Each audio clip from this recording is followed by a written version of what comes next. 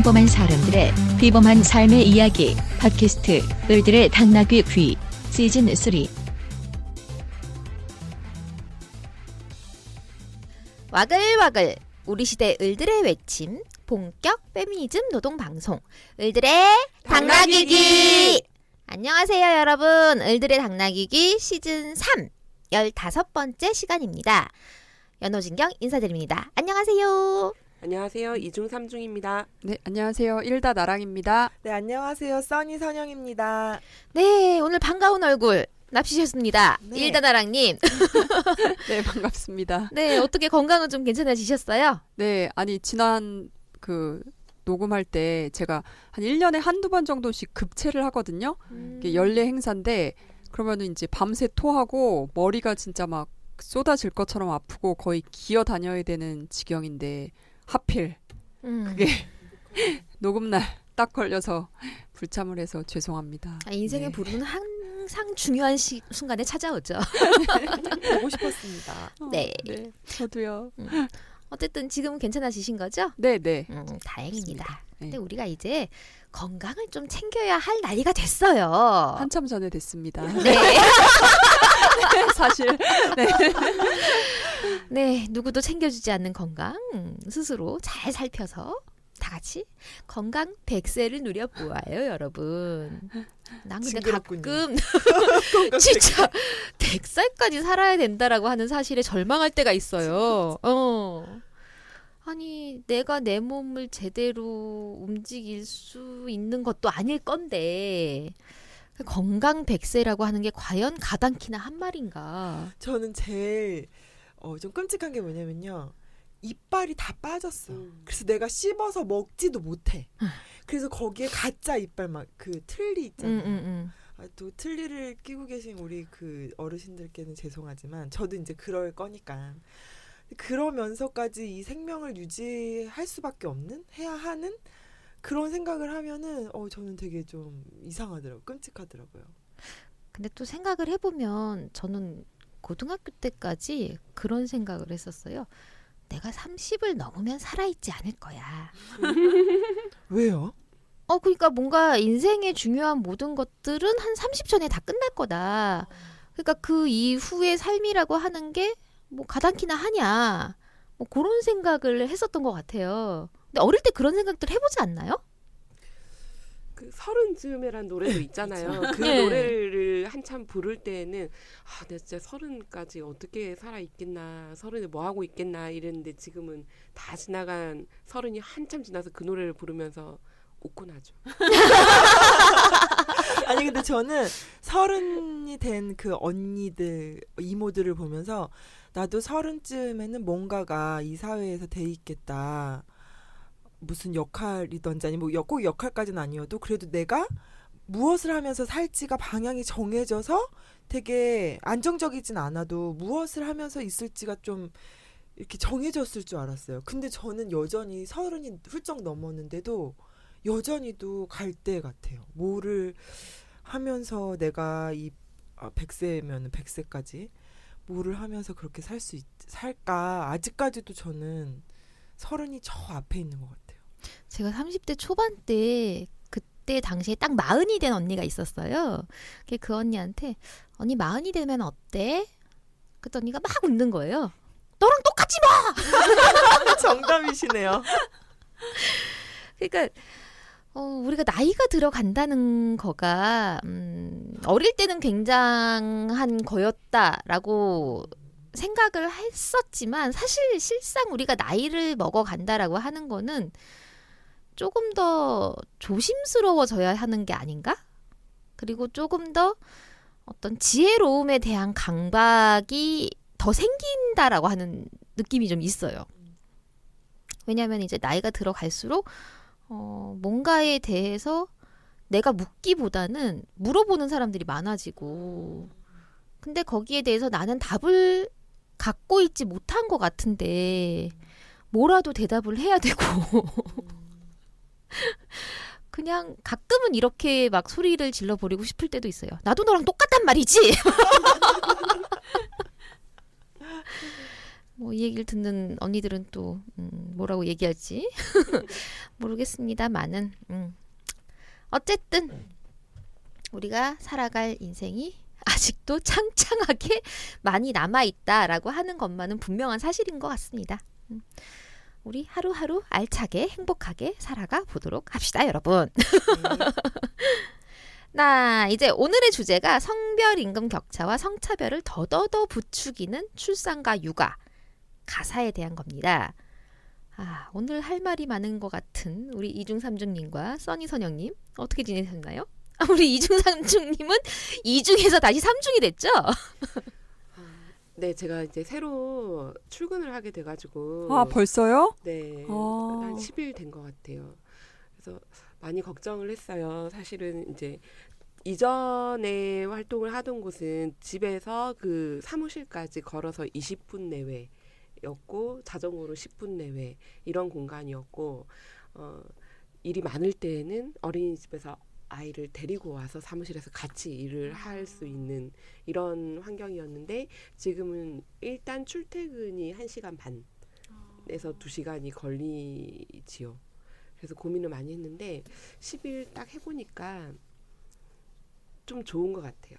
그러니까 어떤 면이냐면 제가 학교 다닐 때 집에서 학교까지 1시간 정도 버스를 타고 다녔단 말이에요. 근데 제가 이제 대중교통에서 잠을 잘 자는 성격이 못 돼서 그 시간 동안 책도 읽고 나름대로 바쁘지만 뭐 이렇게 여유로움을 누릴 수 있었는데 출산과 동시에 모든 게 이제 끝났잖아요. 아침이라는 게 내 의지대로 되지 않고 나만 챙긴다고 되는 게 아니고 아이를 깨워야 되고 먹여야 되고 뭐 준비해야 이게 전쟁인 거예요. 그런데 이제 그 시간을 두고 남편과 나는 서로 다른 생각을 하잖아요. 우리 남편은 자기만 준비하면 다 됐는데 왜 너희가 준비를 안 했니 하고 짜증을 낼 수 있는 남성으로서의 시선이 있는 거고 이걸 다 해야 되는 나의 책임으로 가지고 있는 나의 시선이 있는 거예요. 그런 것 때문에 참 많이 싸웠는데 이제 출근을 해야 되니까 저는 7시 반에 나와야 돼요, 집에서. 그렇죠. 그런데 아이는 8시에나 일어나서 이제 다행히 남편 회사가 어린이집 근처거든요. 그때 예. 다행이네요. 완전. 그래서 이거 신의 한 수가 돋보이는데? 일찍 일어나서 나만 준비해서 나만 먹고 나오면 되는 거예요. 오. 그리고 1시간 반 정도를 광역버스에 앉아서 오는 거죠. 그렇죠. 나만의 시간. 그렇죠. 온전히. 그래서 하루에 3시간이나. 막 다 막 널브러 자고 있는데 나만 너무 이 시간이 소중한 거야. 잠을 잘 수가 없고 그렇습니다. 네. 근데 버스에는 자리가 있나요, 항상? 네, 있어요. 그 서울로 출퇴근하시는 분은 이 차가 이제 인천에서부터 쭉 출발해서 오니까 서울로 출근하는 사람들은 정말 일찍 가죠. 6시에서 7시 사이에 타면 앉아갈 수 있고 7시에서 그러니까 저희 집 기준 7시에서 7시 반 사이에는 서서 가야 되고 7시 반 정도부터는 앉아서 갈 수 있어요. 오. 아우, 정말 신의 한 수네요. 출근 시간이 늦진 않아요? 저희 이제 제가 일하는 곳은 점심시간이 일하는 시간을 포함돼서 7시간을 일해요. 이것도 신의 한 수죠. 너무 좋습니다. 출근이 10시인가요, 그러면? 9시, 다들 10시 출근하시고 6시 퇴근하시는데 저는 아이가 있기 때문에 저는 좀 배려를 많이 받아서 9시 반에 출근하고 5시 반에 퇴근을 합니다. 9시 반 출근, 5시 네. 반 퇴근. 좋습니다. 저는 요즘 일주일 내내 지각을 했어요. 아니, 경인고속도로에 무슨 차를 갖다 들이부어놓은 것 같더라고요. 어찌나 막히는지. 그래서 진짜 어제군요. 어제가 월요일이었죠. 일주일 내내 지각을 하고 난 다음에 제가 사무실 동료들한테 선언을 했어요. 이제 다시는 내가 버스를 타지 않겠다. 지하철을 타고 오겠다. 안 될 텐데. 라고 했는데 월요일 아침에 또 다시 모험을 감행을 한 거죠. 오늘은 늦지 않을 거야. 그 좌석의 그 달콤한 유혹을 떨칠 수가 없는 거예요. 그래가지고 그날 또 왕창 지각을 했죠. 9시 반에 출근을 했더니 저희 상임 대표님께서 저에게 너는 출근 시간을 조정을 하거나 지하철을 타거나 둘 중에 하나를 선택을 해보렴. 다음 회의 시간에 얘기하자라고 그런 일이 있었습니다. 그래요. 근데 어쨌든 가까운 곳에 이중삼중님이 계신다는 건 굉장한 안정감이 있어요, 저는. 아, 감사합니다. 네. 아, 같은 건물에서 일하십니까? 네네. 층은 달라요. 네, 선영님은 어떠세요? 저는 뭐, 네. 육아 출산 가사에 대한 이야기로 이제 시작을 좀 해보면요.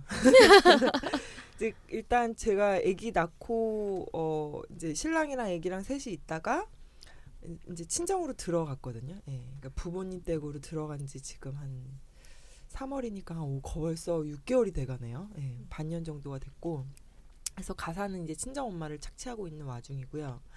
육아는 이제 저희 어머니는 되게 일상 다반사가 많은 분이셔가지고 제가 요렇게 나올 때만 딱 봐주세요. 예. 그리고 사실 저도 엄마한테 온종일 아이를 맡기거나 혹은 규칙적으로 아이를 맡기는 게 이제 죄송스럽기도 하고 어머니 연세도 있으시고 그리고 제가 마음이 편하지도 않고 그래서 제가 거의 아이를 케어를 하고요. 거의 독박 육아 수준이고요. 신랑은 일이 되게 많은 네, 공무원이어서 네.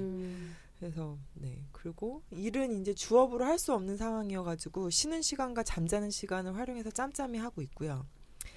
네, 그리고 결혼 전의 삶과 비교해봤을 때는 지금 되게 엉망진창인 거죠. 왜냐하면 제 시간 중심으로 이루어지는 게 아니라 제 시간은 없는 거고, 예, 아이를 중심으로 이렇게 움직이고 있다가 제가 이제 일을 하고 나올 때만 제 스케줄이 잠깐 있는 상황이고요. 예. 그래서 뭐 이렇게 된 게 거의 근 1년 이제 애기 뱃속에서 나오고 나서 거의 1년 15개월 됐으니까요. 15개월 정도 저만의 시간을 갖는다는 게 없다는 그 사실 자체가 되게 절망적인데요. 왜냐하면 30여 년 동안 다 저 중심으로 굉장히 이기적이게 스케줄을 계속 맞춰서 왔는데 어느 순간 이게 거의 막 지구가 그쵸?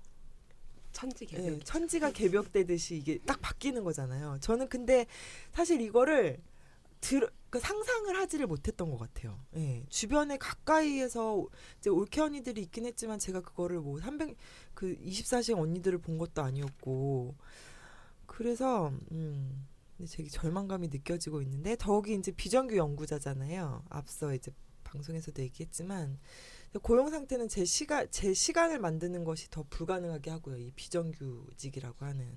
그래서 누구도 이 길을 가라고 떠민 사람이 없는데 그래서 제가 누구 탓도 못 하겠고 아주 죽겠습니다.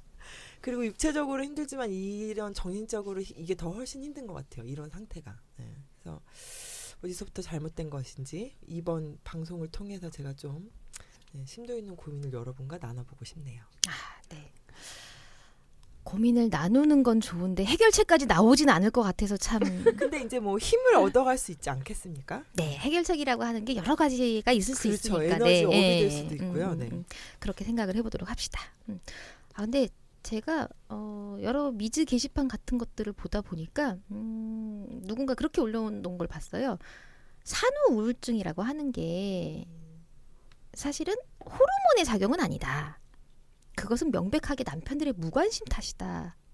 라고 하는 얘기를 제가 봤는데 제가 항상 네. 신랑한테 그 얘기를 해요.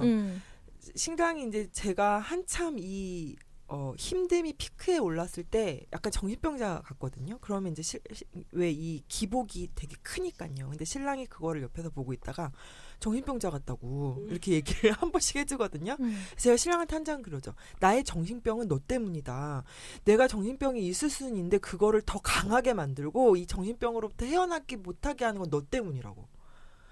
그러니까 당신이 어떻게 하냐에 따라서 당신의 스케줄과 당신의 뭐 집안일이면 집안일, 육아면 육아, 혹은 나와의 대화의 질, 양 이런 거에 따라서 나의 이 강약이 정해진다. 왜 그걸 모르냐라고 저는 항상 얘기를 해요. 내 감정이 내 게 아니고 상대방이 어떤 행동을 취하고 어떻게 나에게 대하느냐에 따라 내 감정이 롤러코스터를 타는 거예요. 내 선택지가 없으니까. 근데 저는 항상 궁금한 게 하나 있는데 왜 이 결혼 이후에 가사와 육아의 고달픔과 힘듦에 대해서는 그토록 오랜 세월 함구되어 왔던 것일까? 라고 하는 의문이 좀 있어요. 그리고 사실은 애를 낳는 거는 정말 어마무지한 고통이라고 하잖아요. 근데 그 고통에 대해서 왜 아무도 알려주지 않았던 걸까? 사실 그 고통의 강도를 알려주게 된다면은 여자들은 애를 낳지 않을 거기 때문에 그런 건가? 예. 그것보다는 그런 게 있지 않을까 하는 생각이 드는 거예요. 그러니까 여성들이 하고 있는 이 일이라는 거는 사적인 일인 거고, 이를테면 집에서 가정폭력을 당하고 있는 여성도 밖에서는 남편에 대해서 안 좋은 것보다는 좋은 면을 얘기해야 된다라는 이런 고정관념 을 가지고 있다는 거죠. 그래서 밖에 나와서는 좋은 점만 얘기해야 되고, 그다음에 우리가 겪는 뭐 생리통의 문제라든지 출산의 문제라든지 여성들이 사회에 나와서 커뮤니티를 형성하기도 어렵고 나와서 할 수 있는 이야기들도 이 사적인 것들은 금기되어 오지 않았나 이런 생각이 드는 거고, 뭐 인터넷이 보급되고 막 SNS가 발달하고 여성들의 사회 진출이 막 되다 보니까 모이면 얘기가 되는 거예요. 그래서 최근에 제가 갱년기 가지고 보통 50대 여성들이 이렇게 사회 활동을 많이 하고 그다음 모임을 형성한 적이 별로 없었잖아요. 근데 최근에 이런 게 많이 되니까 갱년기 이런 게 이들의 대화의 핵심이 되고, 그러다 보니까 이게 사회적으로 어떤 질병이라는 걸로 올라왔잖아요. 그런 것처럼 여성의 사회 진출과 사적 영역에 대한 것들이 깨지면서 달라지는 게 아닐까 하는 생각이 들어요. 그럴 수도 있을 것 같다는 생각이 들긴 하는군요. 근데 지금 이중삼중님 얘기하시는 중간에 제가 퍼뜩 떠올랐던 기억이 있는데, 어떤 친구들 모인 자리에서 자기 남편 욕을 막 하는 거예요. 근데 누군가 다른 친구가 그거에 맞장구 치면서 그래 네 남편 너무 못됐어 라고 얘기를 하는 순간 이 친구 표정이 싹 굳으면서 하지만 내 남편은 이렇게도 한단다 라고 하면서 옹호를 하는 거예요. 거기에다 대고서. 저 메커니즘은 뭘까? 라고 하는 생각이 또 들었던 적이 있기도 해요. 그럼 뭐 결혼하신 분들은 이제 여러 부분에서 공감을 하실 테지만 우리 나랑님과 저는 사실은 굉장히 너의 나라 얘기 같은 느낌이기는 합니다. 예, 저는 육견을 합니다. 아, 네. 근데 이게 사실 육견이라는 게 진짜 제가 개 2마리 키우면서도 맨날 입에 달고 사는 말이, 아니 개도 이렇게 힘든데 사람은 진짜 어떻게 키우는 거야? 막 이 말을 달고 살거든요. 아니 개는 혼자 뭐 둘수라도 있잖아요. 예. 근데 사람은 이제 또 커가면 이제 말도 해줘야 되고 사고도 엄청 치고 밖에 나가서. 아, 정말 힘들 것 같고, 저도 5개월 된 조카가 있는데, 제가 지금은 아니지만 좀 더 어렸을 때 일주일에 한 번 정도씩 가서 조카를 봐줬는데, 아, 진짜 장난이 아니더라고요. 그때는 잠들만 하면 깨서 밥 달라 그러고, 잠들만 하면 오줌 싸고, 잠들만 하면 똥 싸고, 이래가지고 제가 이제 일주일에 한 번 가서 만 하루를 보내고, 이제 마치고 나서 그 집 문을 열 때, 그 해방감. 제가 그때 막 집에 와가지고 난 너무 희생했어. 나 자신이 없어지는 것 같아. 난 맛있는 걸 먹어야 돼. 제가 막 이런 거예요. 그러니까 제 파트너가 네가 뭐 얼마나 그렇게 육아를 했다고 그러냐고 그랬는데, 저는 진짜 그 조금을 했는데도 막 너무너무 그 느낌이 싫어가지고 그랬었던 기억이 나더라고요. 그때 이제 저희 새언니가 해줬던 말이, 육아의 명언이 있는데 육아는 항상 오늘이 제일 쉽다. 그러니까 늘 내일이 좀 더 쉬울 거야, 내일은 수월할 거야, 하지만 내일은 오늘보다 항상 더 어렵다. 이런 말을 하더라고요. 선영이 울것 오, 그거는 스스로를 위로하기 위한 말이 아닐까요? 아니에요. 그게 그 말이 유명하대요. 아, 그래요? 예. 그러니까 어제가 훨씬 더, 그러니까 내일은 더 힘들 거다 이런 얘기는 거예요. 계속 갈수록. 항상 오늘이잖아요. 내가 사는 건 항상 오늘인데? 이게 힘든 게 최악이 아니구나라고 나를 위로하라는 거죠. 그러니까 어떤 긍정에 대한 세뇌 아닌가라고 하는 의심이 든다는 거죠. 아닌데 내일은 더 나쁠 거라는 건데. 하는 부정에 대한 시그널이에요. 육아는 오늘이 제일 쉽다. 그래서 저는 이제 그 얘기 내일이 오늘보다 늘 더 처음 어렵다. 들었는데 네. 저는 그러니까 매달 그러니까 이게 조금 적응이 되면 매달 새로운 미션이 생기는 거예요. 수요일을 좀 적응이 됐더니 이유식을 만들어야 되고 이유식이 적응이 되니까 애가 뭐를 하고 막 이런 식으로요. 그리고 조금 있다 하면 또 오줌 그러니까 똥하고 이제 죄송합니다. 소변 가리는 예. 소변을 가릴 삐 처리는 안 하겠습니다. 네. 변과 이제 소변을 처리를 해야 되잖아요. 이제 이런 식으로 뭔가의 미션이 계속 생기고 그리고 학부모가 되면 더 힘들다고 그러더라고요. 그러니까 아무튼 매달 새로운 미션이 생긴다. 이제 그 얘기가 혹시 그런 얘기가 그런 맥락이지 않을까 싶습니다. 네, 맞습니다. 제 인생관과는 상당히 배치되는 얘기라서 왜냐면 제 좌우명이 뭐냐면 순간이 영원이다거든요. 네, 멋지십니다. 근데 언제나 지금인 거잖아요, 항상. 나에게 내가 살고 있는 순간은 지금 이 순간인 거고, 이 순간이 쌓여가지고 영원이 되는 건데, 내일은 사실 저에게 없습니다. 내일을 생각하고 살 만큼의 여력이 없다는 얘기이기도 하겠죠. 네. 아이고, 오늘 주제는 이제 밤새고 얘기를 해도 다 못다 할 것 같아요. 그러니까 임신과 출산, 육아에 대한 여러 가지 이야기들을 나눌 건데, 아직 이제 단계상으로 봤을 때 이 부부는 아이를 낳진 않았습니다. 그러니까 초기 신혼부부예요. 근데 이 부부에 대한 만화가 아주 핫합니다, 요즘. 며느라기라는 인스타그램 웹툰을 혹시 보셨나요? 네. 네, 저는 진경님이 이제 알려주셔가지고 봤는데요. 제가 지금 결혼 딱 2년 차거든요. 딱 며느라기를 지내고 있어요, 진짜. 그래서 며느라기라는 제목을 작가가 설명하면서 제가 할게요, 저한테 주세요, 제가 다 할게요 라는 그림이 이제 그려져 있고 말풍선이 이렇게 3개가 나와 있는 그림인데요. 이제 그거 보니까 딱 저더라고요. 그래서 제가 페미니스트라고 뭐 왕왕 떠들고 다니거나 이제 그렇게 막 정치화를 하고 있지는 않지만 그래도 나름 여성 관련 서적도 많이 보고 그 페미니즘적 사고와 활동을 많이 하려고 하고 주변에 이제 그런 친구들 옆에서 막 섞여서 이제 같이 지내려고 하고. 그럼 페미니스트예요? 그런 겁니까? 네, 감사합니다. 페미니스트가 어려운 게 아닙니다. 네. 그래서 그렇군요. 네. 그랬는데 그랬던 전데 이제 결혼하고 나서 며느리가 되고 나니까 제가 할게요. 막 저한테 주세요 막 이러고 있는 거예요. 그래서 작가가 적이 내린 이 며느라기는 보면 따옴표 치고 사춘기, 갱년기처럼 며느리가 되면 겪게 되는 며느라기라는 어떤 시기다라는 건데요. 이제 시댁 식구한테 예쁨 받고 싶고 그런 시기로 보통 1, 2년이면 끝이 난대요. 그런데 사람에 따라서는 10년이 넘게 걸리기도 하고 안 끝나기도 한다 그러는 거예요.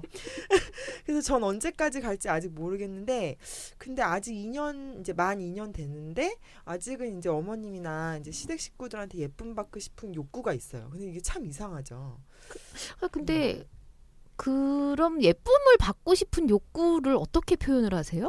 그러니까 이제 뭐 어머님한테 전화라도 한 통 더 드린다거나 누가 시키지도 않았는데. 그냥 사실 근데 그거는 안 해도 되는 거잖아요. 내가 우리 엄마 아빠한테 안 한 전화를. 맨날 보니까 안 하죠. 엄마 아빠한테는. 그렇죠. 근데 이제 그거를 뭐 챙겨서 이제 전화도 한 번씩 드리고 애교도 하고 그다음에 뭐 어머님이 필요한 거 있으면 어머니 제가 그거 사드릴게요 뭐 이렇게 한다거나. 근데 제가 워낙에 좀 집에서 막내고 이래가지고 애교가 없진 않아요. 그리고 어렸을 때부터 이거는 이제 페미니즘을 알기 전에 그리고 어떤 사회적인 사회적으로 비판적 의식을 갖기 전에 제가 사회화된 방식이 그 모범생 컴플렉스라든지 아니면 어른들로부터 이쁨 받는 아이로 계속 자랐었던 것 같아요. 그런 욕구가 계속 있었던 것 같아요. 저 스스로 캐릭터가 성격이. 그래서 이제 엄마 아빠한테도 그렇고 주변 어른들한테도 저는 되게 잘했다라는 생각이 드는데 이제 이런 저희 성향이 시댁들한테도 이게 가는 것 같아요. 근데 그게 이게 같은 강도로 가요? 아니면은 시댁한테는 조금 더 강도가 센가요? 더 센 것 같아요. 근데 근데 이게 상당히 피곤하더라고요. 스스로. 네. 그리고 딱 그게 이거로부터 빨리 단절해야 되겠다 생각한 게 애를 낳으면서부터 이제 뭔가 이제 시댁이라는 거를 경험을 하기 시작을 하면서부터 조금씩 이제 지금은 거리를 두려고 하는데 아직까지는 네, 완전히 이 며느라기를 벗어나진 못했어요. 궁금한 게 보통 어떤 사람과 관계를 형성할 때는 그게 시댁이든 누구든지 내가 그만큼 더 노력하는 게 있는 거잖아요. 네. 예쁨 받기 위해서 관계를 좋게 하기 위해서 그 노력에 대한 시댁의 반응은 어때요? 기대한 만큼인가요? 엄청 이뻐하세요. 어, 네. 그러니까- 피드백 확실하네요. 네, 그 실은 저희 그 큰 형님이 들으시면 안 돼. 저희 며느리가 딱 둘이거든요. 근데 저희는 막내 아들의 저는 그 부인인 거고. 근데 이제 형의 부인이 있는데 그 형의 부인은 결혼한 지 이제 10년 차가 거의 다 돼 가는데 저를 훨씬 이뻐하세요.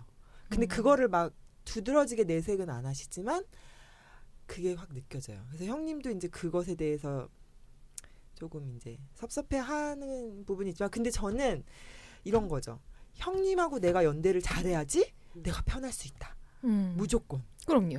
그래서 형님하고 굉장히 잘 지내려고 전 노력을. 형님한테도 그 이쁨, 그러니까 이게 뭐 시대 어른, 뭐 어머님이랑 이런 거뿐만이 아니라 형님한테 굉장히 잘하려고 막 그렇게 하고 있어요. 형님하고도 잘 지내고 대화도 많이 하고 그리고 이제 시댁도 좀 씹고 이러면서 연대를 하려고 막 그렇게 또 생각도 하고 그러고 있어요. 사실 그러고 있기도 하고요. 좀 궁금한 게 자꾸 늘어나네. 선영님도 형제 자매가 있죠. 네, 있어요. 선영님의 형제 자매들에게 남편이 그렇게 애씀이 있나요? 애쓰진 않지만 제가 신랑을 되게 높게 사는 부분 중에 하나는 성품이 되게 한결 같은 게 있거든요. 그리고 데리고 사는 이유가 있어요. 네. 그리고 페미니스트들이 데리고 사는 이유가 그리고 뭐 남을 험담을 한다거나 헐뜯거나 이런 성정이 전혀 못 되고 제가 이렇게 기복이 심하면 신랑은 되게 그것을 잡아주는 평균치를 계속 유지하고 있기 때문에 굳이 그 성향으로 노력하지 않아도 문제가 되는 어떤 캐릭터가 아닌 거죠. 저희 집에서는. 그래서 자기 하는 대로만 해도 전혀 뭐 미움을 받을 이유도 없고 네. 그런 것 같아요. 삼육님은 어떠세요? 저는 결혼할 때부터 제가 못할 거라는 걸 알았어요. 진짜 멋지세요. 그래서 아예 안 하셨구나. 아니 그래서 결혼을 할 때 물론 사랑해서 결혼을 하겠지만 저희 남편이 9남매 중에 8번째예요. 그래서 나 어제도 대단하다. 술 마시면서 이런 얘기를 많이 했는데 그러니까 첫 번째 결혼을 한 가장 큰 이유 중에 하나는 시댁에 내가 뭘 하지 않아도 되겠구나. 왜냐하면 이렇게 많으니까 이렇게 뭐 있으나 마나한 존재가 되겠구나. 두 번째는 이제 남편이 술을 안 먹는다는 거 뭐 요런 거였는데 첫 번째 이유가 되게 컸던 게 저희 이제 원가족의 아버지가 8남매 중에 장남이었고요. 저희 엄마는 또 엄마 죽도록 고생하셨죠? 엄마는 10남매 중에 가운데예요. 그러니까 두 분 다 이제 형제 가족이 많으니까 그 모습을 다 본 거죠. 그래서 며느리로서 뭘 해야 되는지, 뭘 못했을 때 어떻게 욕을 먹는지 이런 걸 다 봐와서 내가 이 역할은 못하겠구나라고 생각을 했고 그래서 결혼을 했죠. 결혼할 때도 제 의지대로 많이 했고 지금은 며느리로서 하는 거는 없어요, 사실.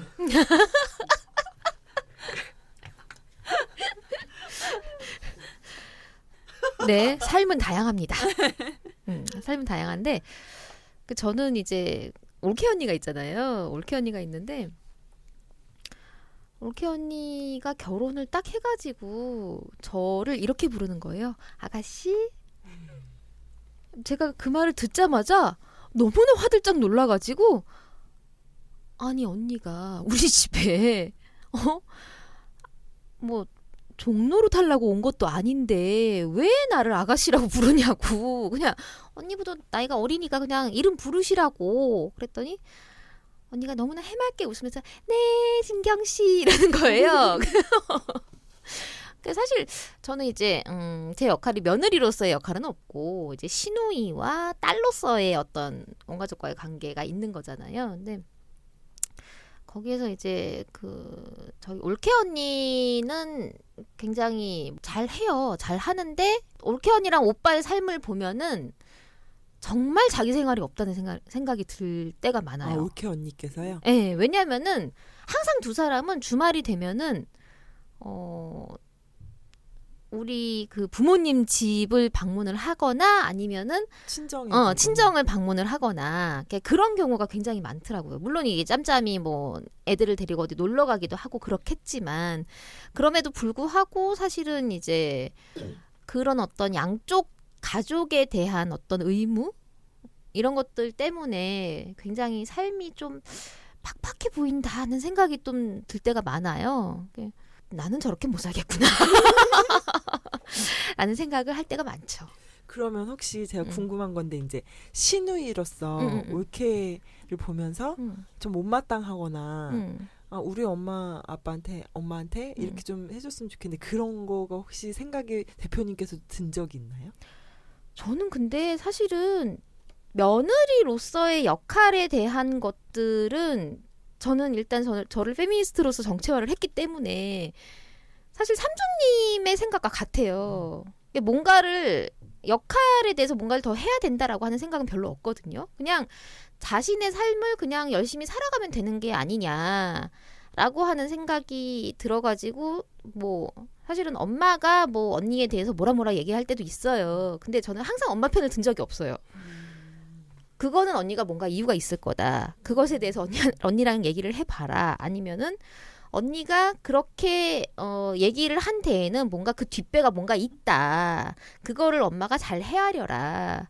엄마는 이렇게 얘기를 하시죠. 넌 내 딸 맞냐?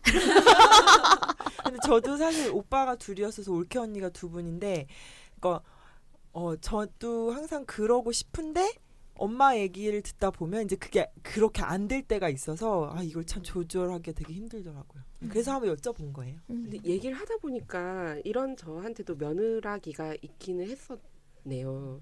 근데 저한테는 그 한마디가 있었어요. 그러니까 처음에 제가 뭐 며느라기가 있었다고 해서 뭘 잘하려고 노력하지는 않았는데 이를테면 명절에 저희는 시댁이 강원도고 친정이 부산이다 보니까 둘 다 가기가 너무 힘든 거예요. 그래서 둘 중에 하나만 가겠다라고 선언을 했죠.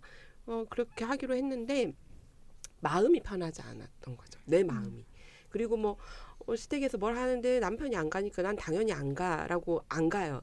근데 또 마음이 막 불편했던 거죠. 그랬을 때 제가 이제 여성단체 활동을 하면서 이런 마음의 불편함에 대해서 얘기를 했을 때 선배 활동가가 딱 한마디를 하셨어요. 근데 왜 착한 며느리가 되려고 하냐고, 왜 그런 고민을 하니? 이 한마디를 하시는 거예요.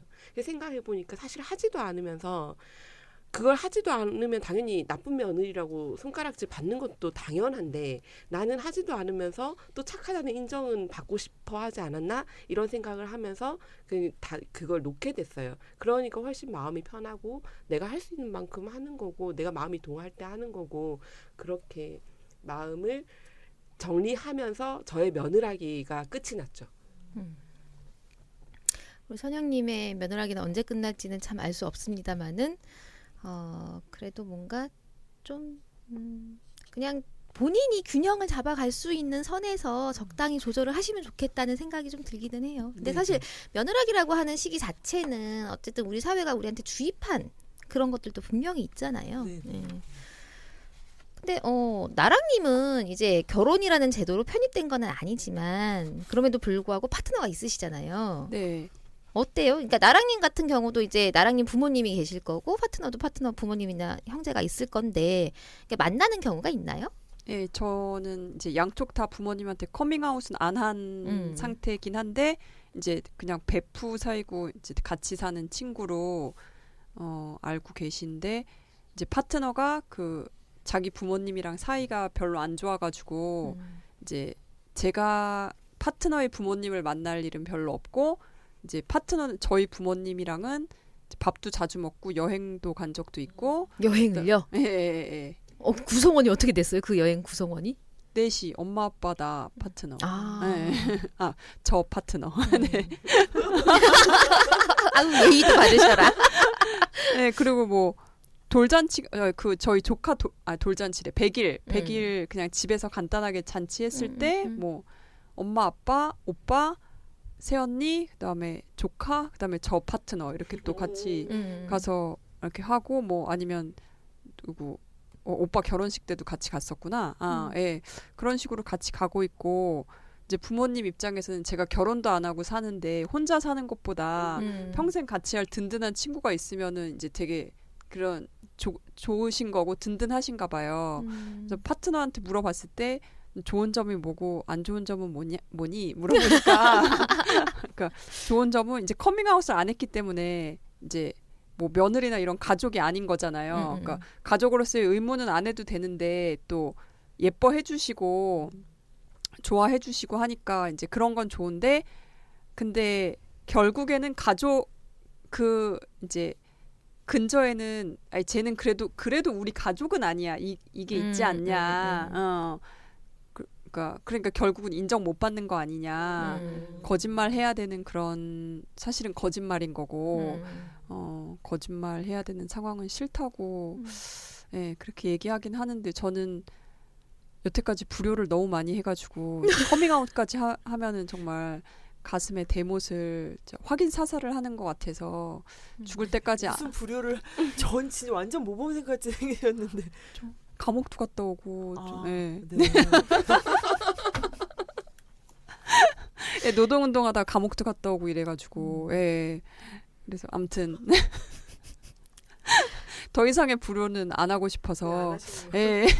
커밍아웃 평생 안 하고 저는 그냥 이렇게 이제 의무는 안 하고 이 방송을 가족분들이나 누구가 들을 가능성은 전혀 없는 거예요? 네, 전혀 없는 것 같아요. 네. 그렇습니다. 근데 거기서 저는 하나 궁금한 게 있는데 만약에 안 했지만 커밍아웃을 하고 부모님께 말씀을 드리고 만약 그 나랑님 파트너와의 관계를 인정을 하신다라고 한다면 어떻게 달라질 것 같으세요? 그러면 더 간섭하려고 하거나 더 불평불만이 많아지거나 이제 내 사람이기 때문에 더 부족한 점이 더 보일 것 같고 불평불만이 많아질 것 같고 그렇게 될 것 같아요.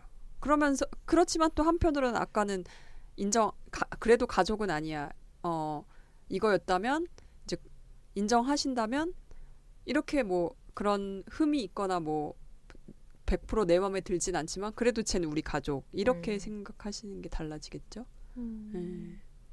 사실 어떻게 보면은 권리는 없지만 의무도 없는 관계. 그러니까 타인으로서의 어떤 약간의 무관심은 있으나 타인이라고 생각하기 때문에 그만큼에 있어서의 어떤 생각 이상의 역할을 하고 있기 때문에 예뻐하는 관계. 그렇죠. 그렇게 되겠네요. 삼중님 왜요? 아니 참 좋은 관계다. 그렇죠. 만약에 이게 가족인데도 이렇다면 진짜 좋은 관계겠죠. 그렇죠. 보통의 며느리나 사이도 마찬가지잖아요. 맞아요. 그러니까 고마워해야 되는 건데 우리는 네. 애써야 되는 관계라는 거죠. 그 말을 하고 싶으셨군요. 근데 잠깐 제가 말을 하다가 보니까 근데 결혼 생활의 의무에 대해서 우리는 계속 얘기를 했는데 결혼 생활의 권리라는 건 뭘까요? 그게 저희가 녹음하기 전에 잠깐 이제 선영님하고 나는 결혼했으니까 잠깐 얘기를 나눴는데 얘기가 안 나왔죠. 결론도 안 나고. 의무는 많은데 권리가 뭐가 있을까라고 했을 때 뭐 재산 정도? 그런데 요즘은 재산이 다 빚이잖아요. 빚도 자산이죠. 근데 돈을 모으기도 힘들고 빚인데 이게 권리라고 할 수 있을까? 빚을 갚아야 될 의무는 아닌가? 뭐 그런 생각도 많이 들고 혹은 남편이 이게 돈으로 사고를 치고 사라지거나 했을 때 그 부담하는 경우도 많고 아내가 또 그랬을 때 부담하는 경우들도 많으니까 권리라는 게 뭘까? 잘 생각이 안 나더라고요. 뭐 예를 들면은 상속의 권리? 상속 받을 뭐가 없으니까요. 빚을 상속받는다는 느낌. 그치. 그래서 제가 이제 저는 이제 2년 차고 새내기니까요. 그래서 이거를 딱 보고서는 밑줄을 짝짝 그면서 결혼의 권리가 뭘까? 막 이런 생각을 하면서 제가 이제 선배님이신 삼중님한테 여쭤봤더니 재산, 빚 뭐 이런 얘기를 하시더라고요. 근데 명백하게 제가 보면 제 친구들 중에 이제 이성애자 친구들도 많고 동성애자 친구들도 많은데 비교를 해보면 확실히 이성애자 친구들이 잘 살아요. 왜냐면은 이제 우리 사회에서 어쨌든 남성이 여성보다 돈을 좀 잘 버는 게 있고 거기다 플러스 해가지고 이제 이성의 결혼이라고 하는 거는 한바탕 이제 수금의 축제잖아요. 수금의 축제와 동시에 이제 제도적으로 제도적으로 뭔가 쏟아지는 혜택들이 있어요. 그것에 대해서 뭐 그게 뭐 권리냐 뭐 아니면은 그건 당연한 거 아니냐라고 얘기를 하시는 분들도 있는데 이게 비교를 해보면 약간 극명하게 나타나는 게 있더라고요. 그러니까 뭐 예를 들어가지고 뭐 전세자금 대출, 신혼부부 전세자금 대출 같은 것들 있잖아요. 그리고 무슨 아파트 입주를 할 때 뭐 공공임대 아파트 같은 경우 뭐 그런 경우에 뭐 신혼부부 우선 혜택이 또 있고 그리고 아이가 있으면 더 혜택이 추가가 되는 그런 그런 것들도 있고 그다음에 은행 대출도 마찬가지죠. 대출도 사실은 이제 이성애자 부부로 우리 사회에 등록을 하게 되는 순간 신용도가 왜 올라가는지 모르겠는데 아무튼 그 이성애자 커플에게는 대출이 또 할 수 있는 권리가 또 생기더라고요. 근데 그거를 이제 결혼 생활의 권리라고 볼 건가라고 하는 문제는 또 별건인 것 같아요. 그렇죠. 예. 그래서 우리 결혼 생활의 권리에 대해서는 조금 더 생각을 해보시면 좋겠습니다. 이 두 분의 긴 침묵에 네, 고민이 좀 깊어지는 듯한 느낌이 듭니다. 자, 이제 결혼으로 맺어진 새로운 가족, 시댁 생활과 여성들의 가사 전담에 대한 얘기만으로도 할 말이 좀 넘쳐나긴 합니다만은 좀 다음 단계로 넘어가 볼게요. 임신, 출산, 육아의 문제입니다. 네, 삼중님은 어떠셨어요? 아이를 낳고 키우면서 그리고 또 일을 하면서 어떤 점이 제일 힘드셨나요? 일단은 애가 한 5살 때까지는 육체적으로 너무 힘들었어요. 나이가 들어서 출산도 했고 회복하는 것도 너무 힘들었고 아이는 내가 뭘 해주지 않으면 아무것도 혼자서 할 수 없는 존재이기 때문에 아무리 아파도 해야 되는 거죠. 그러니까 여기 목하고 이런 데가 이제 애가 10kg 이렇게 되면 늘 안고 다니니까 디스크가 막 오는데 저처럼 주변에 도와줄 수 있는 사람이 없는 경우에는 그 잠깐 병원 1시간 갔다 오는 것도 애 때문에 못 가는 거예요. 그러니까 정말 울면서 애를 안고 있는데 애를 잠깐 바닥에 내려놓으면 또 애가 울잖아요. 그럼 또 안아줘야 되잖아요. 이런 게 너무 힘들었던 것 같고 애가 좀 커서는 실제 이제 제가 애가 3살 때부터 일을 시작하게 됐는데 일을 시작했을 때 첫 번째 고민은 시간과 그다음에 직장에서 집까지의 거리였고요. 그러고 나서 전일제 일을 구했을 때에는 일도 해야 되고 또 새로운 회사에서 새로운 업무를 해야 되니까 일이 당연히 많았겠죠. 많은데 이 아이에게 달려있는 일은 그대로인 거예요. 가사도 그대로인 거고. 근데 이걸 분담하는 거에 대한 남편과의 가치관의 차이, 갈등 이런 걸로 되게 힘들었던 것 같아요. 그래서 5년 동안 계속 소모적인 감정 싸움과 이 일을 누가 얼마나 더 나눠 가질 건가 하는 이 알력 싸움과 이런 것들을 굉장히 많이 했고 근데 어쨌든 그렇게 싸우는 과정이 있었기 때문에 지금 저는 사실 한 해 지날수록 조금 더 편해지는 건 있는 것 같아요. 근데 그때 내가 남편과 싸우지 않고 적당히 합의를 했다면 여전히 그거는 계속적으로 나의 일이 되었겠다라는 생각이 들었고요. 그런 감정적인 부분도 육체적인 부분들이 다 힘들었던 것 같아요. 선영님은 어떠세요? 저는 이렇게 육아가 힘든 줄 알았으면 진짜 애를 안 낳았을 것 같아요. 예, 전 지금 여기도 여기 팔목 여기 시큰는 거라서 오늘 계속 만지고 있는데요. 육체적으로 당연히 힘들기도 하고요. 그리고 이제 그러니까 우리가 사실 살면서 어떤 너무나 힘들고 내가 그러니까 이것을 감당을 하지 못하면 그냥 포기하거나 안 하면 되잖아요. 근데 육아가 저한테는 딱 그런데 안 할 수가 없는 거예요. 그럼 애가 죽거나 아니 애를 어디다 버릴 수도 없고 아니, 그러면 아니 감옥 가죠. 그죠. 예. 그러니까 그렇기 때문에 그 힘든데도 불구하고 하게 될 수밖에 없는 것 같아요. 그래서 제가 그 왜 프랑스 영화 보면 애를 난간에 그냥 던져버리잖아요. 영화에서 봤는데 제목은 잘 모르겠어요. 되게 어렸을 때 봐가지고. 근데 그 당시에는 그게 이제 막 감정이입이 그렇게 되지는 않았는데 요즘에는 자꾸 그 장면이 떠올라요. 그러니까 제가 던져버리겠다 이런 얘기는 아닌데 그 힘듦이 그럴 수도 있었겠다. 이게 획가닥 돌면 순간에 왜냐면 애는 삐약삐약 계속 울지 도와줄 사람은 하나도 없지 나도 힘들어 죽겠지. 애 난 지 얼마 안 됐는데 그래서 눈물은 계속 나오지 뭔지는 모르겠고 그 모빌의 소리는 계속 미친 듯이 돌아가지. 그럼 사람이 진짜 돌겠더라고. 화장실도 못 가고요. 그래서 제대로 먹지도 못하고 내 몸도 추셔지지 않은 상황에서 그런 생각이 하여튼 많이 들어서 요즘에 시간이 약이라고는 하지만요. 결혼 전과 지금 180도가 달라진 제 삶 때문에 결혼에 대한 회의까지 들 정도고요. 요즘은 아직 그러니까 아까 우울증이 아니다라고 하셨지만 호르몬 영향이 아니라고 했죠. 근데 어쨌든 그 우울증은 아직 있는 것 같아요. 그래서 그런데 조금 더 생각해보면 이렇게 사랑하는 사람하고 함께 살고 저는 신랑을 사랑하거든요.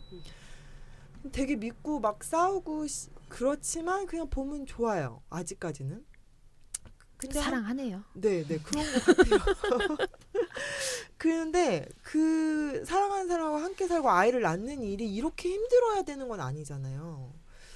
근데 지금 이 우리가 처한 이 현실과 구조가 이 결혼하고 출산하고 육아를 하는 그런 것을 여성에게 지옥으로 만들고 있는 건데 어떻게 바꿔야 할지 뭐 이게 개인으로만 해결돼서 저 혼자 뭐 분발해서 될 문제는 아닌 거고 그렇다고 신랑을 닥달해야 될 문제도 아닌 거고 네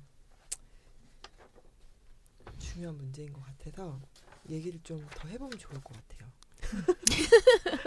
아니, 답이 없는 거여가지고. 저도 사실 작년 공개 방송 때 시즌 2 공개 방송 때 결혼하려고 했었던 저의 흑역사에 대해서 말씀드렸었는데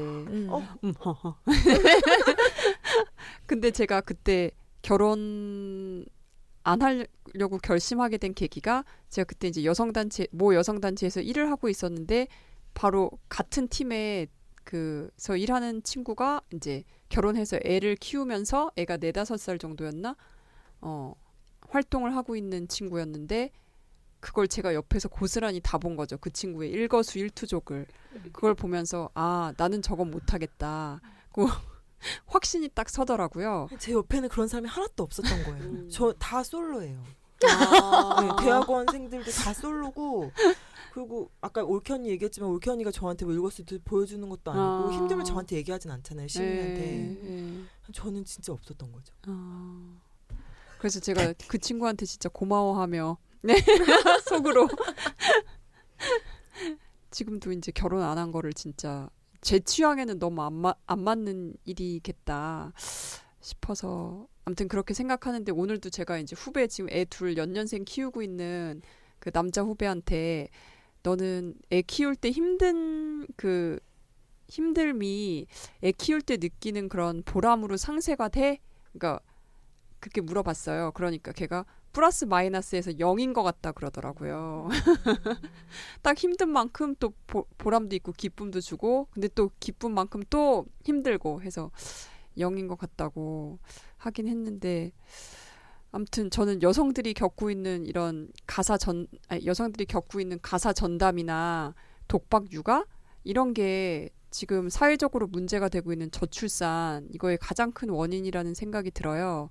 그러니까 여자들이 이기적이어서 애를 안 낳는 게 아니라 그나마 자기 자신을 지키기 위한 이 사회 속에서 이 사회와 이 남자들 속에서 지키기 위한 생존 전략이 아닐까 싶고 그러니까 사실 정부가 저출산에 대해서 이런저런 대책을 내놓긴 하지만 가족 내에서 어떤 진짜로 혁명이 일어나지 않는 이상 어떤 정부 정책 막 사회 정책 이런 걸로는 그러니까 단박에 해결되기는 힘든 일 같다는 생각이 들어요. 그런 가족 내에서의 혁명이라고 금방 말씀을 하셨는데 저는 전 세계가 혁명 혁명을 한다고 해도 가족의 혁명은 가장 가족 나중에. 내에서의 혁명은 좀 약간 힘들지 않을까 싶은 생각이 좀 들기는 해요. 그러니까 누군가가 끊임없이 문제를 제기하고 거기에 파장을 던지고 주장을 해야 되는데 사실 사적인 관계에서 그것도 굉장히 친밀한 관계에서 그런 어떤 적대 행위가 가당키나 하냐고요. 쉽지 않아요, 진짜. 어려운 거고 근데 어려운 만큼에서 이제 우리가 그럼에도 불구하고 넘어야 되는 강이다. 건너야 되는 강인 건가요? 넘어야 할 산이고. 넘어야 할 산이고 건너야 할 강인 거죠. 네, 이 시점에서 책 한 권 얘기를 해봤으면 좋겠어요. 이제 애너벨 크랩이라고 하는 호주 여성이 쓴 아내 가뭄이라고 하는 책이 있습니다. 저는 이 책을 굉장히 재밌게 봤어요. 너무 재밌죠. 예.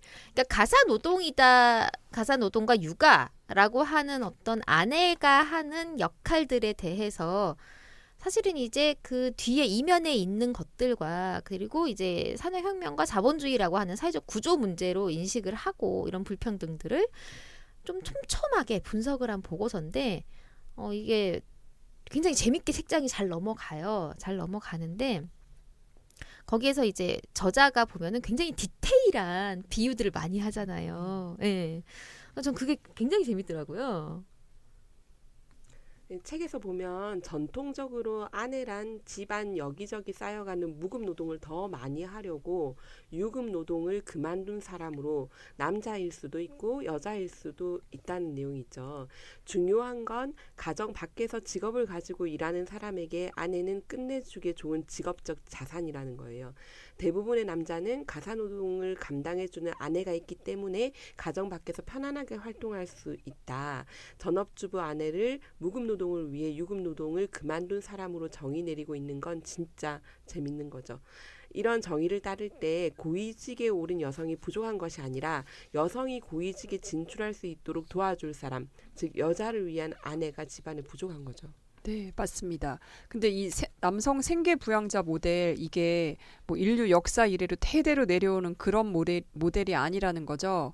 그러니까 애너벨 크랩도 썼듯이 남성 생계 부양자 모델은 그렇게 오래된 것이 아니라 가족이 부모 중 한쪽만 유급 노동을 해도 먹고 살 수 있는 그런 풍요를 누리기 시작한 시기. 그러니까 산업혁명 이후에 대중화된 모델이래요. 그러니까 사실 한 세기도 채 되지 않은 그런 역사적인 모델인 거죠. 네. 네. 그래서 책에서도 이야기하지만 이 남성들이 가사를 전담하거나 육아휴직을 쓰는 것에 자리 잡은 그 편견이 남성 생계부양자 모델을 더 강화하고 있는 것 같아요. 사실 저부터도 그냥 장난식으로 이제 신랑이 뭐 돈 벌어 그러니까 돈을 주되게 저희 집안에서 벌고 있으니까 제가 이제 힘들면 이래요. 내가 나가서 돈을 벌 테니까 집에서 딸아이 우리 원희를 돌보라고 제가 이제 장난스럽게 얘기를 하거든요. 근데 이제 실제 그런 역할 교환을 현실화할 생각이 있지는 않아요. 예. 근데 이제 물론 무조건 같이 벌어야 되겠다는 생각은 하고 있어요. 그래서 자리를 저도 빨리 잡을 거고 같이 벌고 그다음에 아이는 그 같이 벌 때 볼 동안 어린이집에 보내는 것을 생각하고 있는 거지. 뭐 현실에서 제가 가사나 육아를 위해 휴직하는 것이 당연시 되고 그다음에 남성은 정리해고나 여타의 이유로 쉴 때만 가사 육아를 전담하게 되는 거죠. 저부터도 신랑한테 육아휴직을 쓰고 집에서 애를 봐라 이렇게까지 얘기를 못하고 있는 게 저의 현실인 것 같아요. 아직은. 그래서 아버지의 육아에는 알리바이가 필요하거나 정리해고를 당했을 때 강제적으로 이루어진다고 이제 저자도 이제 책에서 쓰고 있는데요. 호주에서도 한국의 현실과 똑같다라는 거를 이제 보면서 이거는 진짜 아까 얘기했듯이 전 세계가 뭐 어떻게 혁명이 일어나고 뭐 이렇게 돼도 이 가정 내에서 혁명이 일어나는 거는 그러니까 요원하지 않을까 이런 생각을 해보게 되네요. 저는 이 책 보면서 그 부분이 진짜 웃겼는데 여성들에게 이렇게 네가 힘들고 해야 될 일이 많으니까 네가 하고 있던 유급 노동을 그만둬라 라고 얘기를 너무나 당연스럽게 한다는 거죠. 근데 그 저자가 이렇게 얘기해요. 아무도 이렇게 얘기하진 않는다. 우리가 살 돈이 부족하니 공원에서 노숙을 하자. 라고 하는 얘기는 아무도 하지 않는다라고 하는 거죠. 어쨌든 빚을 내 가지고 집을 사게 되면은 언젠가 그 집은 오를 거고 그 어떤 미래 가치에 대한 투자를 살면서 계속적으로 하게 되는데 왜 유독 여성의 일에 대해서만은 미래 가치에 대한 판단 없이 현재적 가치에 대한 것들만 보고서 얘기를 하느냐라고 하는 질문을 애나벨 크랩이 하더라고요. 근데 저는 그걸 보면서 무릎을 탁 쳤어요. 아, 진짜 그렇구나. 여성이 일을 그만두지 않고서 계속적으로 해 나가면서 그 일에 대해서 어떤 일정한 지위에 오르게 된다면 사실은 지금 벌어들이는 어떤 수입이라든가 사회적 지위라든가 이런 것들은 미래에는 지금에 없으면은 가져올 수가 없는 것들이잖아요. 근데 그런 것들을 너무나 손쉽게 포기하게끔 사회가 요구를 하고 있고 그리고 여성들은 그거를 그냥 수용을 하고 있다라고 하는 거죠. 이제 이렇게 이제 가사와 육아를 여성들이 전담을 하게 되면서 여성은 이제 결과적으로는 노동시장에서 2등 시민으로 취급을 받게 되는 거죠. 전제가 이렇게 딱 깔려가니까 여성의 노동은 여성의 주업이 아니라 부업으로 인식을 하게 되는 겁니다. 어떻게 이런 결과가 회사에서 여성들을 옥매고 있는지 한번 얘기를 해봤으면 좋겠어요. 그러니까 뭐 장시간 노동 문화가 일반화된 이제 우리나라 같은 경우에는 가사와 육아를 해야 하는 여성은 부려먹기 어려운 존재로 인지가 되고 그러니까 여성은 일을 그만두거나 파트타임이거나 비정규업으로 몰려갈 수밖에 없는 거게 되는 거고 중요한 일에서 밀려나게 되는 거죠. 그리고 이제 이 장시간 노동을 계속 할 수 있는 사람들은 남성이 되는 거잖아요. 그러니까 이것이 남자는 밖에 나가서 죽어라 장시간 노동을 하고 여자는 사적 공간인 집 안에서 육아와 가사를 독박 전담을 하면서 이제 어떤 불균형들이 일어나게 되는 거죠. 네. 그리고 왜 근데 유독 우리나라에서 이 장시간 노동 문화가 그대로 수용되었을까요?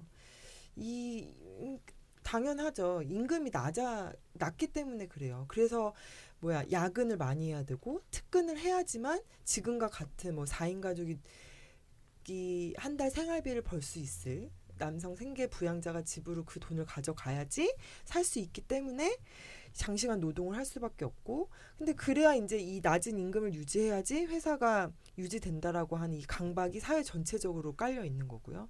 근데 하지만 3명이 일한 자리에 2명을 채용하는 우리나라의 인력 운용 관습이 더 큰 문제이기도 해요. 그래서 노동 강도가 세지는 거고 결과적으로는 이제 장시간이고 장시간 노동 강도는 세고 그 거의 120%의 그 지난번 통계를 보니까 지난번에 우리가 한번 방송에서도 얘기를 했잖아요. 120시간 더 길게 일은 하되 임금은 그거보다 훨씬 더 적게 덜 받고 있고.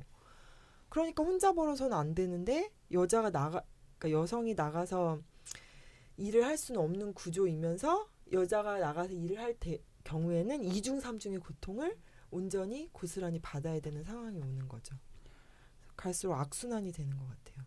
이 악순환의 고리를 참 끊어야 되는데 어떻게 끊을 수 있을까? 어쨌든 이제 법적으로는 지금 문재인 정권 같은 경우는 52시간으로 받겠다라고 하고 있어서 조금 기대를 해봅니다. 그리고 그게 어떤 법에서만 존재하는 게 아니라 현실 세계에서 그대로 작동될 수 있도록 그렇게 하는 어떤 감시와 견제가 항상 필요하지 않을까 그런 생각이 또 들어요. 네, 근데 장시간 노동만이 문제가 아니라 사실 출퇴근 시간도 엄청 길죠. 이게 2016 OECD 성별 데이터 포털 자료를 보면요. 한국 같은 경우에 출퇴근 시간이 58분으로 이것도 OECD 1위를 차지했습니다. 안 좋은 건 다 1위야.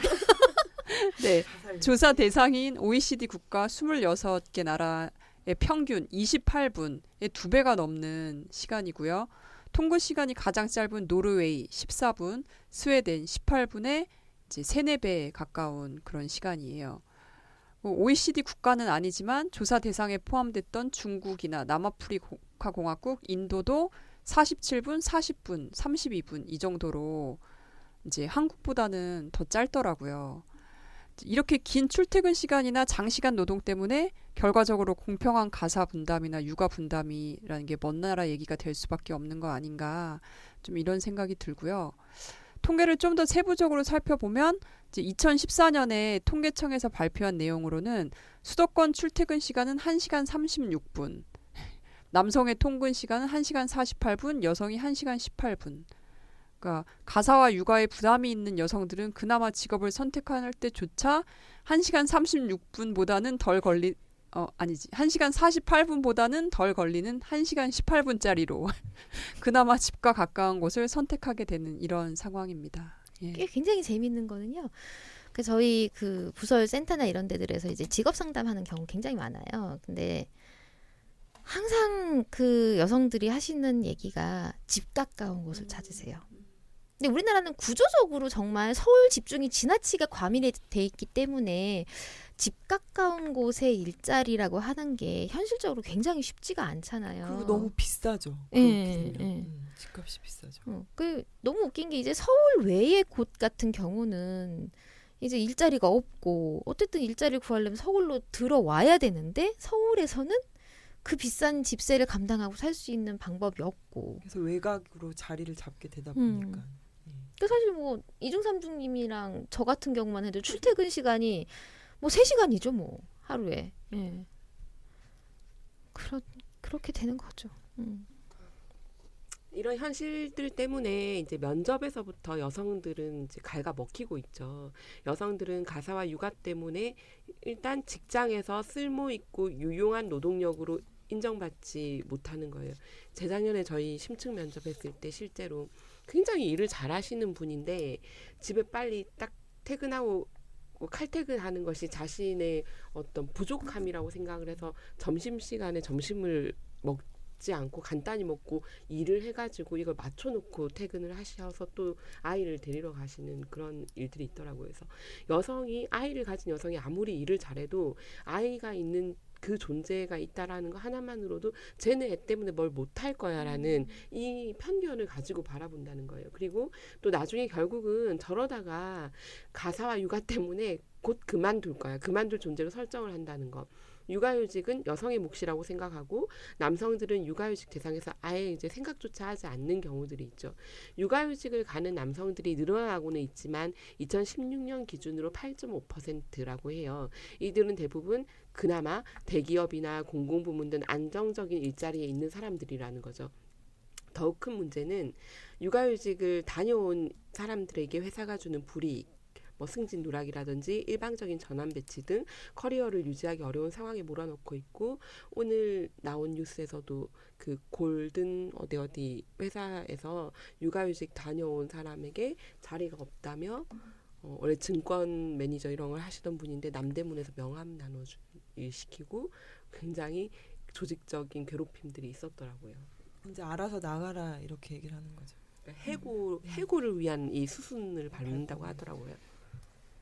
이제 육아휴직을 간다라고 했을 때 이제 제도적으로 잘 갖춰지고 육아휴직을 다녀올 수 있으면 된다라고 사실은 우리는 생각을 했었죠. 근데 뚜껑을 까보니까 이제 법과 현실일까라고 하는 것 사이의 괴리가 너무나 골이 깊은 거예요. 육아휴직을 갔다 오고 난 다음에는 100% 승진해서 누락이 되고 뒤로 밀려나게 되고, 금방 얘기하신 것처럼 굉장히 극단적인 경우에는 회사에서 쫓겨나기 위해 내가 회사를 다니고 있는데 회사는 나를 쫓아내고 싶어서 그렇게 막 나를 괴롭혀대는 그런 상황과 또 맞부딪히게 되는 그런 어려움이 또 있게 되는 거죠. 근데 이 시점에서 선영님, 남편은 육아휴직 고려 안 하세요?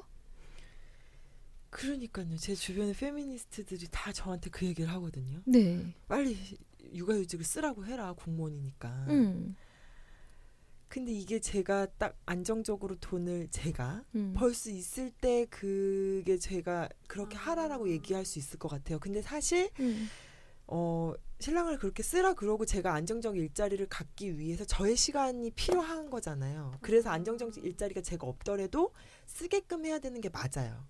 그거를 제가 알매도 불구하고 지금 이 불안정한 제 포지션 때문에 쓰라라고 얘기를 못 하겠는 거죠. 근데 이제 만약에 제가 정규 일자리를 구하고 뭐 신랑보다 더 많은 혹은 비슷한 임금을 받는다면 뭐 쓰라라고 얘기할 수 있을 것 같아요. 근데 그건 선우가 바뀐 문제 아닌가요? 그렇죠. 예. 예. 한 가지 그렇게 팁을 되려면 응. 그렇게 돼야 돼요. 한 가지 이제 팁을 드리자면 저는 사실 육아휴직이라는 거에 대해서는 좀 더 생각해 볼 지점이 있다고 생각해요. 육아라는 걸 한 사람이 전담하는 것이 과연 옳으냐의 문제도 있고, 근데 이제 우리 노동부에서 적극 장려하고 있는 것이 그 전환형 시간 선택제라든지 육아휴직이 아니라 육아기 근로단축 제도도 굉장히 잘 되어 있어요. 그런 것들을 조금 활용해서 한다면 삶의 질이 좀 나아지지 않을까. 제가 한 가지만 더 얘기해보면 신랑의 직업이 근로감독관이에요. 아 진짜? 근데 이 오. 양반이 업무 이 양반이 노동운동을 했던 양반이어가지고 아. 그 직업에 대한 책임감도 되게 있고요. 그리고 집에 안 들어오시겠네요. 네. 그리고 주말에 일주일은 무조건 출근을 하고요. 그리고 그게 일이다 보니까 이제 뭐 회식이나 뭐 회식이 아니더라도 그 사업장하고 뭐도 있고, 그리고 조사도 항상 있고요. 근데 이제 조사를 받으러 오는 사업장에서 일하는 뭐 노동자뿐만이 아니라 사업주라고 하더라도 퇴근 시간 이후에 오잖아요. 그러면 조사가 2시간 잡히면 저녁에 일찍 들어오면 10시예요. 어제도 저녁을 안 먹고 제가 이제 너무 일이 있다가 보니까 일찍 와라고 하니까 저녁을 안 먹고 8시 반까지 조사를 하고 9시까지 왔더라고요. 집에.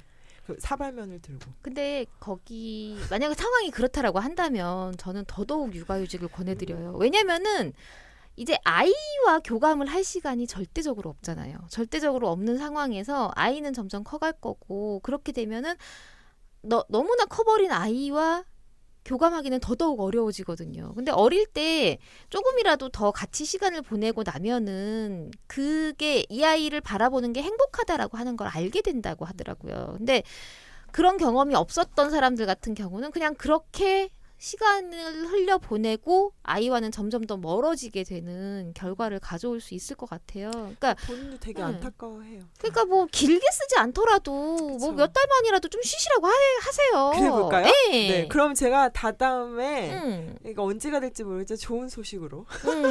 그런 거죠. 노동운동은 되게 큰 일이고 이 그 노동자의 혹은 사업장의 문제를 해결하는 거는 굉장히 큰 일인 거고, 내 가정에서의 아버지로서의 어떤 역할이라든지 혹은 이 가정생활 공동체에서 어떤 가사노동을 해야 되는 역할이라는 거는 큰 일이 아니라고 생각하는 이 가치관의 변화 없이 우리가 이 일가정 양립 혹은 일생활 균형을 얘기하는 건 굉장히 어렵다라는 생각이 듭니다. 예, 저도 그러니까 한국 사회가 진짜 일이나 생산성 이런 거에만 너무 가치를 두고 돌봄 노동에는 가치를 안 두다 보니까 이런 현상이 계속되는 것 같은데, 실제로 주변에 육아휴직하고 애 돌본 경험이 있는 그 남성들 후배들 중에 뭐 주로 뭐 언론사 기자 아니면 노조에 소속돼 있는 뭐 상근자 이런 애들 같은 경우는 육아휴직을 했거든요.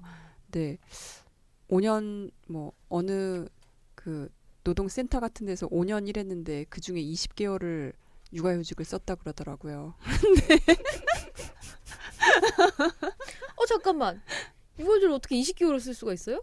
애가 둘이어서 아. 연년생으로 아까 말했던 그 후배. 예. 그렇구나. 근데 그렇게 했던 게 너무너무 귀한 경험이었다고 하고 애들이랑도 정말 친밀해지고 이런 경험을 더 높이 사는 그런 이제 사회가 되어야 좀 이런 문화가 바뀌지 않을까 싶어요. 예. 저는 다만 육아휴직을 신랑이 안 쓴다고 하더라도요, 저녁이 있는 삶이 보장이 됐으면 좋겠어요. 그러니까는 근로감독관의 일이 많긴 많지만 그거를 잘라내고, 예, 그것이 보장이 돼야 되는 거죠. 그 직장 자체 시스템 내에서.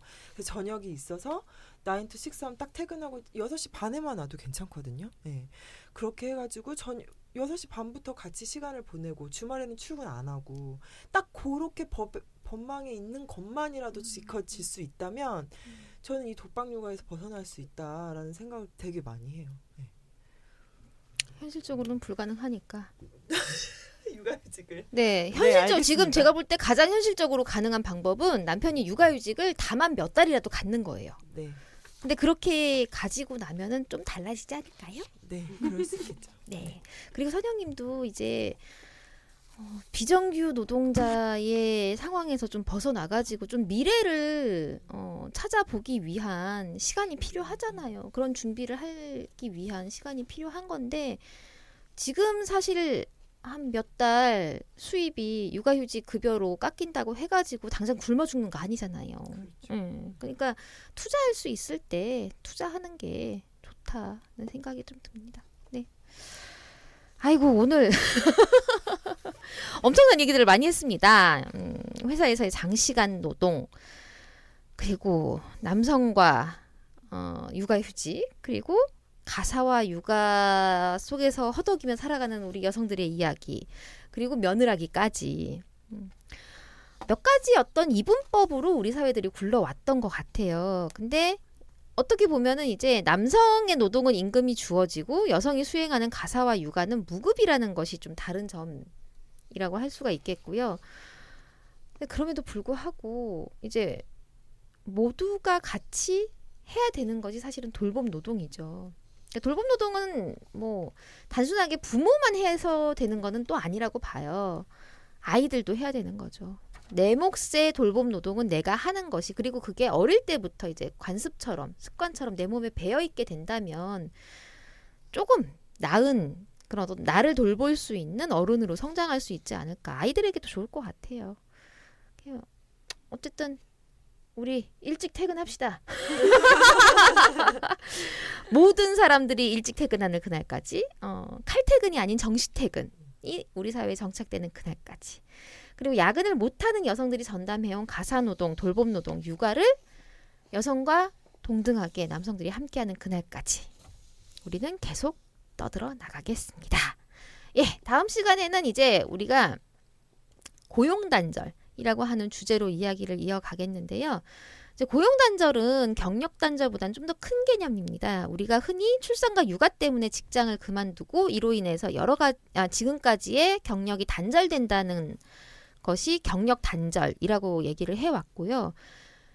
근데 출산과 육아 때문이 아니라 다른 여러 가지 이유 때문에 고용 단절을 겪습니다. 승진이 되지 않아서, 회사가 망해서 등등 굉장히 다양한 이유로 40대 전후를 해서 여성들은 지금까지 했던 일을 더 이상 할 수 없게 되는 상황에 놓이게 되는데요. 이런 상황을 통칭해서 고용 단절이라고 부르는데요. 여러분의 이야기를 좀 들려주시면 좋겠어요. 을당에서 청취자 여러분들의 사연을 받고 있죠? 네, 링크된 구글 설문 혹은 페이스북 한국연호 계정이나 한국여성노동자회 페이지로 메시지나 답글 또는 해시태그 직장 내 성차별을 걸어서 사연을 보내주시면 됩니다. 저희가 사연을 모아 소개를 해드리고요.